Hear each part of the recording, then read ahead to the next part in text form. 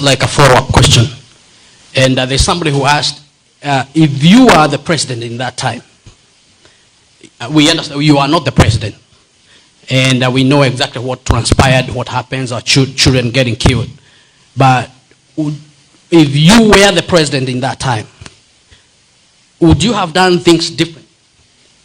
Definitely, I would have done things differently. In fact, the decision by William Ruto to kill our children and try to justify it is what caused a very big disagreement between me and him. If I was president, I would have done things differently. I would have listened to these children and the issues they were raising, because they are our children, and they were not just speaking from nowhere. There were serious issues in Kenya about the finance bill of 2024. And when your children correct you, you don't kill them. You listen to them. That's what we do. I'm a father of 2 young boys, and anytime they have had an issue with the decisions that I've made, I take it upon myself to listen to them and reason with them and try to persuade them, and they try to persuade me, and somehow we agree. But I would never beat them up, threaten them, or harm them. So if I was president, I would not have ordered the killing of children for raising issues concerning the people of Kenya. I would have taken time to give them an opportunity to listen to them and reason with them, and we come up with an agreement on the way forward. All right, thank you. Next question. Your Excellency, do you believe in restorative justice? And by asking this, what I'm trying to say is, we are very hopeful that your coalition will take the government in 2027. If this happens, are you going to compensate the families of the Kenyans who were killed by the current government? Thank you very much. In the United Opposition, we have a committee on restorative justice led by former Speaker and former Attorney General, the Honorable Justin Bider Muturi, because I believe in restorative justice. The young children who died and their parents deserve justice, and they are entitled to justice. In fact, if I'm elected as President of the Republic of Kenya in 2027, my first action in office will be to set up a judicial commission of inquiry to inquire on the killings that took place on June 25th and the subsequent killings that have taken place since then, the issues of abductions, so that all those people who are responsible for the killings are brought to justice. Number 2, I would initiate a mechanism for the compensation of families of those children who are tortured, those who are killed, and all those who have had problems with the government of President William Ruto. So let me assure the people of Kenya that I'm committed to make sure that the agencies and their parents do get justice, and all those who took part in abductions, in extrajudicial killings, in torture, in burning people's businesses, in disrupting meetings will be brought to justice. In fact, let me put our police officers on notice.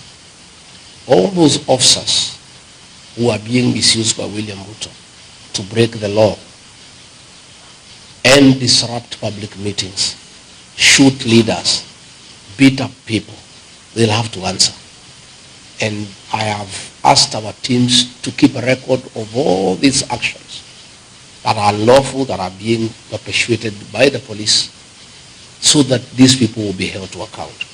I want to ask families of Gen Zs who are killed, who disappeared, to make sure they document all the circumstances under which their children disappeared, under which police station, so that the commanders of those stations then will be held to account. And let me tell officers commanding police stations, officers commanding police divisions, all the atrocities against the people of Kenya that are being committed within your jurisdiction, you will have to answer it one day. If you see what has happened in Kenya, there was the issue of Anglo-leasing that took place in the year 2003. The courts have decided so many years later, almost 22 years later, that those people will have to face justice. So all those police officers in the DCI, in the National Intelligence Service, in the National Police Service, officers in the Ministry of Interior, who are committing crimes against the people of Kenya, when we form government in 2027, you will have to answer for those crimes of commission and omission, because that is the way the law says. Thank you, Your Excellency. Your Excellency, when the Kenya Kwanza government came into power, during the campaigns, the president used to say that they are not going to weaponize the state organs like the KR, the state agencies. But today we have seen even the police even going for civilians, people who are not even interested in politics. Children, the president himself giving orders, shoot to kill or shoot in the leg.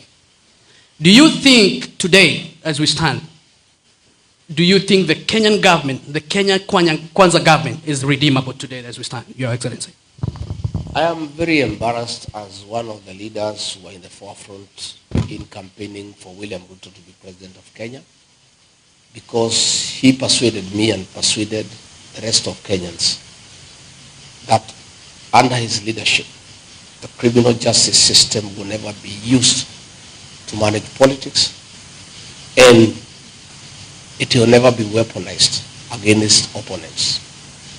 Again, this is one of the greatest deceptions that ever took place in Kenya since independence. William Ruto deceived all of us, and we believed him, that he will never use the criminal justice system to deal with those opposed to him. That is exactly what is happening today. The Kenya Revenue Authority has been weaponized. All those who disagree with William Ruto are being harassed by the Kenya Revenue Authority. All those who don't agree with William Ruto are being persecuted by the DCI, by the National Security Intelligence Service. All those who have issues with what is happening in Kenya are being persecuted day and night. This is very sad, because I, like other Kenyans, were deceived by William Ruto that he will never use the criminal justice system to persecute people. But he is doing it with abundance, with brutal efficiency, and it is very sad. I want to say that this government cannot be redeemed. Where we have reached, there is nothing that can be done. William Ruto was a great mistake for the people of Kenya. It's a mistake all of us have to live with. But as they say, making a mistake is not very bad. What is bad is to repeat that same mistake. The people of Kenya have to deal with this matter. And that is why one term has become a national movement. It is a clarion call in every public sitting, anywhere 2-3 people are meeting, even young children. Everybody is just saying one term, because this government cannot be redeemed. And I'm very excited that yesterday in the Senate, the chairman of the Foreign Relations Committee tabled a motion for the American legislative arm to review the status of Kenya as a non-NATO ally because of violation of human rights, because of abductions, extrajudicial killings, using police against civilians, and again working with terrorist organizations in Sudan, in Somalia.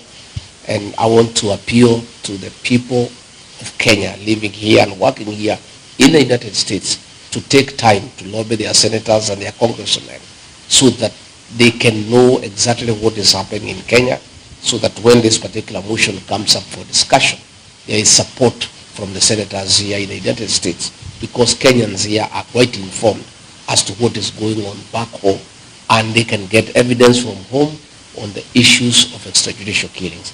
In fact, it is very sad that President William Ruto had the audacity to publicly issue orders for people to be shot. His Minister for Interior gave a shoot to kill order, which is happening every day. These are some of the things that must find their way on the floor of the Senate here in the United States, so that the American government can be well apprised of what is going on back at home. And we are hoping and we are appealing to the American government, and specifically President Donald Trump, that as he chooses an ambassador for Kenya, because the position is vacant, to consider to give us an ambassador to Kenya of the same caliber and thinking and orientation as Smith Hempston, who came in to help the people of Kenya when they face similar circumstances of violation of human rights and the erosion of democracy.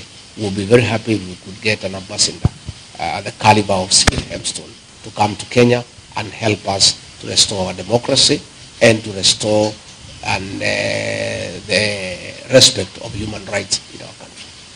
Thank you.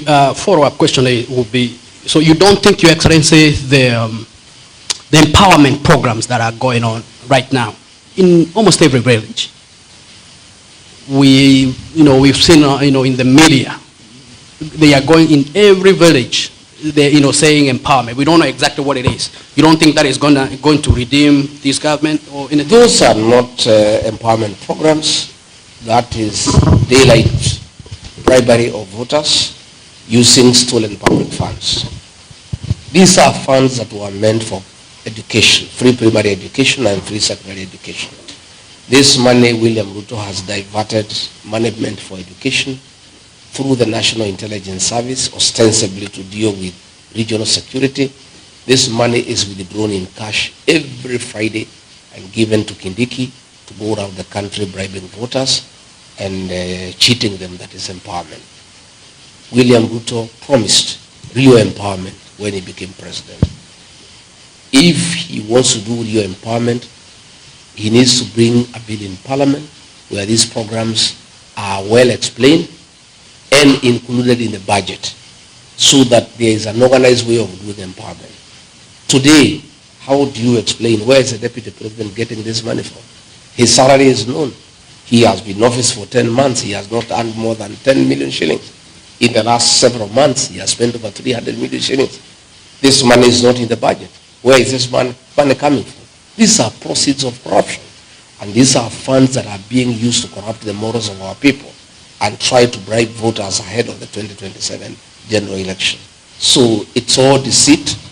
It's all a conman game, and it has nothing to do with empowerment. It is simply bribery and a scheme to deceive the Kenyan voter, to try to persuade them to have William Ruto elected as president.